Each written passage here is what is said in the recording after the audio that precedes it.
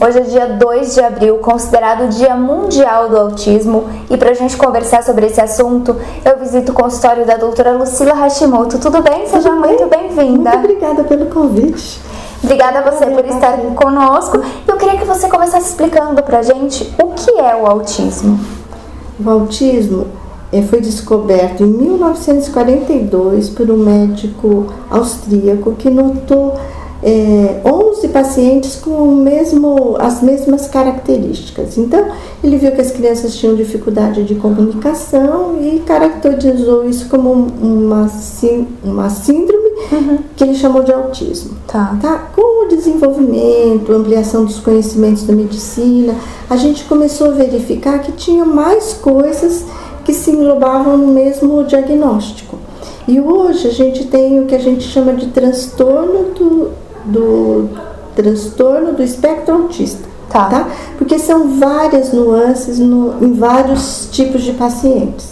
Então, você tem classifica mais ou menos em 3 grupos, que seria um grupo mais grave, que seria o autista considerado mais grave, que tem aqueles movimentos repetitivos, que é aquele que você vê em propaganda, né? Que não tem nenhum contato visual, que não consegue ter comunicação verbal, mas fala, mas não consegue se comunicar através da fala, porque é aquela fala repetitiva. Mas ele entende o que a gente fala? Não, esse não. Em geral, esse autista que é mais grave, normalmente tem até uma deficiência mental. Depois tem outro tipo de autista que entende, que tem um grau de aprendizado, que ele consegue verbalizar, mas não consegue usar muito bem a palavra para poder se comunicar.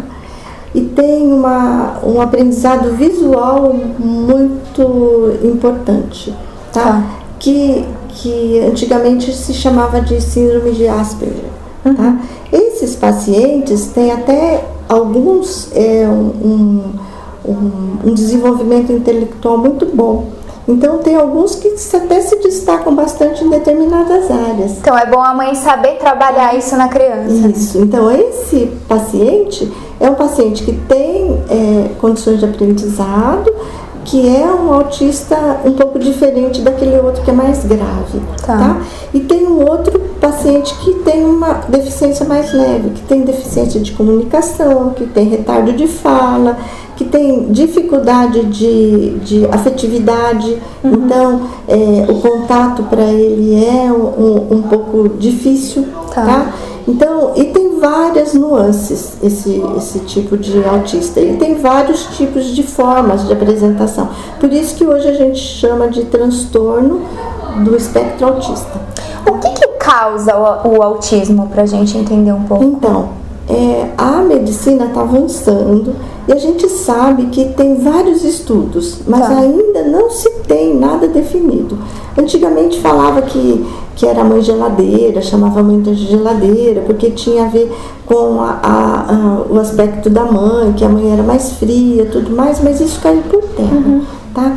Hoje a gente sabe que não tem esse componente, que parece que existe um componente genético, que quem tem, as mães que têm familiares autistas têm mais chance de ter, né? Mas que a gente ainda não tem definido isso. Tem alguns estudos mostrando que algumas deficiências durante a gravidez pode provocar o autismo, mas não tem nada ainda comprovadamente, cientificamente provada. Então, ainda a gente não sabe, mas tem vários estudos, várias fontes que estão agora tentando descobrir a causa. Doutora, a gente sabe que o diagnóstico do autismo só por um médico que vai ser constatado. Mas quais são os sinais que quem está em casa pode observar na criança e ficar atento? Então, como a gente tem pouco conhecimento ainda da forma, a gente só tem bases clínicas. Então, você visualiza a criança e através do exame clínico é que você faz o diagnóstico. Então, muitas vezes, você só confirma um diagnóstico que já foi feito por uma professora, pelo próprio pai mais observador, que viu que aquela criança não tem interação visual com você, que não consegue entender algumas orientações que você dá, ele consegue fazer algumas coisas, mas não consegue entender alguns tipos verbais, algumas formas verbais. Então, são sinais que são colhidos no dia a dia. Aquelas crianças que brincam com brinquedos sempre com movimentos repetitivos, tá? Ventilador, pega a rodinha do carrinho e brinca só com a rodinha, não brinca com o carrinho como uma criança que anda com o carrinho pela casa inteira, se fixa só na rodinha do carrinho, por exemplo.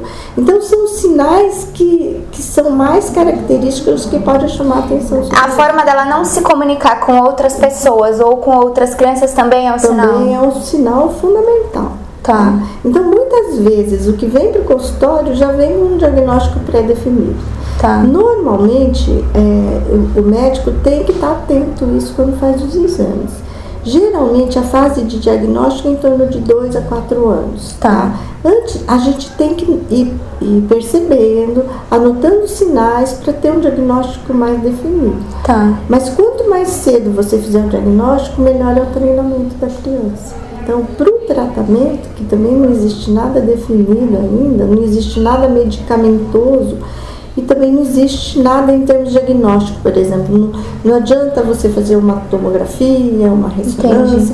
Parece que tem uns estudos agora demonstrando que algumas alterações aparecem no cérebro dos autistas nos exames de ressonância. Tá? Estão sendo feitos uns estudos de ressonância com contraste, que parece denotar que os autistas parecem ter uma característica própria nesse exame de ressonância, mas isso também ainda não está não foi passado formalmente para a comunidade, da comunidade científica, para nós que somos médicos do dia a dia. Então isso a gente ainda não tem. O autismo, ele tem cura, ou a criança que tem o autismo vai ter a vida inteira, e aí a vida inteira os pais e elas vão ter que saber como lidar? Não sei se é assim que a gente pode colocar. Isso tem muito a ver com o diagnóstico. Quando você faz o diagnóstico precoce, você treina as habilidades. Entendeu? Você treina a habilidade de comunicação, a gente treina os pais para ter esse conhecimento e como fazer um desenvolvimento melhor para o desenvolvimento do filho, através de artes, de trabalhos musicais. Tá? Então vai depender de cada criança e do tipo de atividade que ele vai conseguir desenvolver e responder, ter uma resposta melhor. Então existe hoje vários tipos de terapia, com vários nomes, mas assim, a gente sabe que precisa de um tratamento multidisciplinar. E cada criança vai precisar de um tratamento, cada um. Na verdade, você vai treinar essas habilidades que são melhores e vai ter os especialistas de apoio. Porque, na verdade, o papel do médico é meio que restrito, é só de chamar atenção para o diagnóstico. Quem faz toda a terapia são os outros profissionais. Então, entra o trabalho da fono, que vai treinar a fala, entra o trabalho da físio, que vai trabalhar a musculatura, a expressão corporal, a forma de se lidar com o outro, tá? Vários profissionais, a nutrição, que parece que tem alguns alimentos que pode piorar o processo. Então são vários profissionais dentro da área de saúde que vão ajudar no desenvolvimento dessa criança para um aproveitamento melhor e ele poder se comunicar melhor conforme ele vai crescendo. Existe alguma coisa imprescindível que não pode faltar na rotina dessa criança autista? A rotina, na verdade, ela é super importante? A rotina é muito importante e ele é um personagem, vamos dizer assim, uma criança que tem uma patologia que é repetitiva. Então, você trabalha em torno disso também. Tá. As habilidades são voltadas nesse sentido. De cantar com várias coreografias, né? Existem trabalhos sendo feitos por computador, porque a forma dele se comunicar através do computador. Então, tem alguns programas desenvolvidos que ajudam bastante o desenvolvimento dessas crianças através desses aspectos. Tá? A ONG tem um trabalho com pais e professores, para poder chamar a atenção do autismo, tá? E de formas da gente poder lidar melhor com isso. Tá, a ONG Consciência Solidária, que é a ONG que você coordena aqui do Hospital Novo, né? Só pra gente deixar bem... Então, a ONG, na verdade, tem vários projetos sociais. Tá. Um deles é trabalhar esse aspecto. E qualquer pessoa que estiver nos assistindo agora pode procurar a ONG e entrar nesse programa? Doutora, muito obrigada pela sua participação no programa e por essa entrevista esclarecedora sobre o autismo. Se alguém que estiver nos assistindo ficou com alguma dúvida, pode comentar e você esclarece? Pode, com certeza. Vou estar à disposição sempre que você precisar. Eu acho que assim, o dia 2 é um dia considerado dia de conscientização do autismo. Os prédios são iluminados de azul, são feitos alguns movimentos no mundo todo para chamar a atenção que o autismo está aí, que ele existe e que a gente precisa estar atento para poder ajudar as crianças a ter uma vida melhor, sociável melhor. E até a gente saber se comunicar com essa criança, isso, né? Isso mesmo, tá? E assim, como a maioria dos casos de autismo acontecem em meninos, o dia foi iluminado de azul. Então os prédios são chamados para serem iluminados de azul, para as pessoas lembrarem que existe autismo e que a gente tem que ajudar as pessoas com dificuldades. Muito obrigada. E se você gostou desse vídeo, compartilhe com seus amigos para que essas informações cheguem até o maior número possível de pessoas. Já sabe, eu te espero na próxima visita. Tchau, tchau. Quer aprender inglês? Venha para Personal English. Com mais de 20 anos de experiência, a escola conta com um método de ensino dinâmico e objetivo. Turmas infantil, adulto e aulas particulares.